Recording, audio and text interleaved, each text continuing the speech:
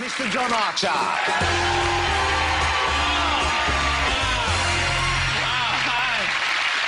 Good evening, hi, it's good to see you all. It's good to be here. My name is, as you know, is John Archer. I'm a comedy magician. I tell you that all nice and early because you're all looking at me at the moment thinking he looks more like a builder. I must admit, I'm laying a few bricks at the moment. People often ask me, can magicians use their skills to their own advantage? And, of course, the answer is yes. I'm going to try and demonstrate that with a simple little trick. It's a simple little trick, ladies and gentlemen, using 5 envelopes. Now, I'm going to tell you a little bit about the envelopes before we start. 4 of the envelopes are worthless. They contain nothing apart from a John Archer commemorative $0 bill printed on my own computer when it was low on ink. They are not very nice. However, one of the envelopes contains £100. Exactly. Now, a lot of people are doing more impressive tricks than this. This is a 1 in 5. People are doing amazing tricks here tonight. This is just a 1 in 5. But I'm the only act who is wagering his life savings. We're going to start with this gentleman here. I'm going to tell you a little bit about the envelopes, sir. What's your name? Tarek. Tarek. Yeah.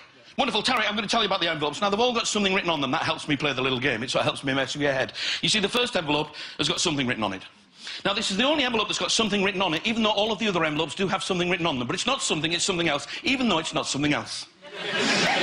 OK, don't try and work it out. The question you've got to ask yourself, Tarek, is would I put the money in the envelope that says it's got something in it, when we know for a fact that all the envelopes have something in them, even the ones that don't have the something you want? You're thinking too much. If you don't go for envelope number 1, Tarek, you might go for envelope number 2. Envelope number 2 says nothing, even though it says something, but as I promised, it's not something else. The question you've got to ask yourself is, would I put the money in the envelope that says it's got nothing in it? That seems a little bit too obvious, but maybe it's a double bluff. No. These aren't really questions I'm looking for answers for, but thanks anyway, Tarek. When I read the script, I can't remember seeing your name so often. But thanks anyway.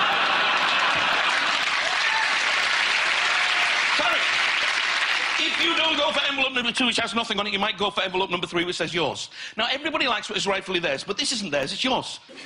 The question is, would I put the money in the envelope that says it's yours? But, of course, you read it, you think it's mine, but it's not mine, it's yours, it says on the front. Now, if you don't go for envelope number 3 that says yours, you might go for envelope number 4, which says mine, and you will notice that mine is much bigger than yours. Get over it, it's genetics. The question is, would I put the money in the envelope that says it's mine?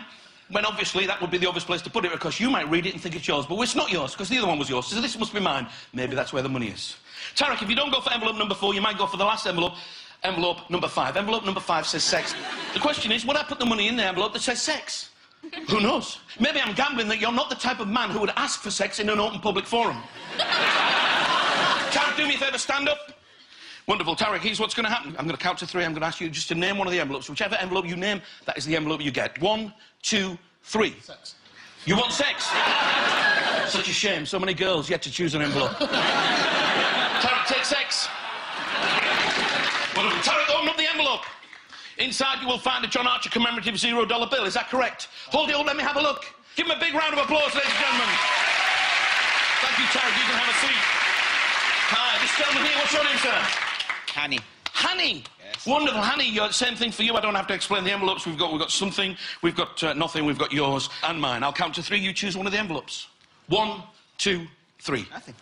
You want nothing? You sure? Sure. In which case, you will get nothing. Take nothing. Thank you. Open it up. Hanny, inside you will find a John Archer commemorative $0 bill. Is that correct? Yep. Hold it up, let me have a look. Yes! You can have a seat. Thank you very much. This lady here, hi, what's your name? Zara. Zara, wonderful Zara. Unfortunately, sex is gone. Not necessarily for you, but for me. But there are 3 envelopes left. We've got something, yours or mine. I'll count to 3. You're too keen. Shame sex is gone. 1, 2, 3. Yours. You want yours? Okay, take yours.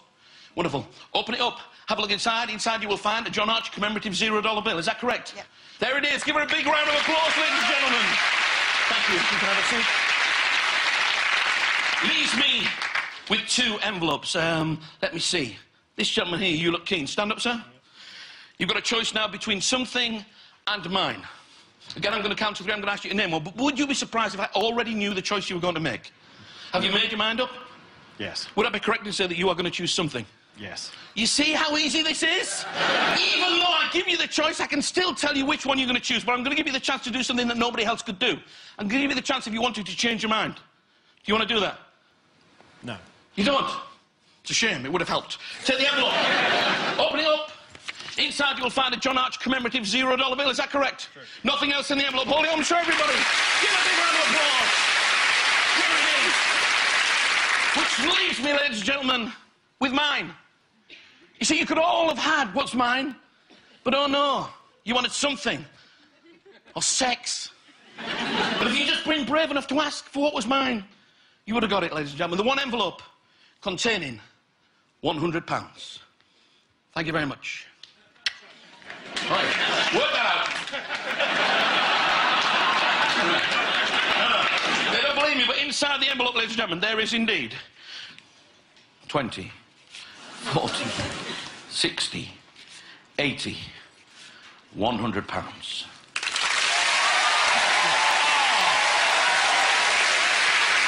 The most important thing about this is we are supposed to feel amazed, and we're supposed to feel like we didn't know how it was done. And the truth of the matter is, we feel amazed, and we really do not know how it's done. Well, let me hear you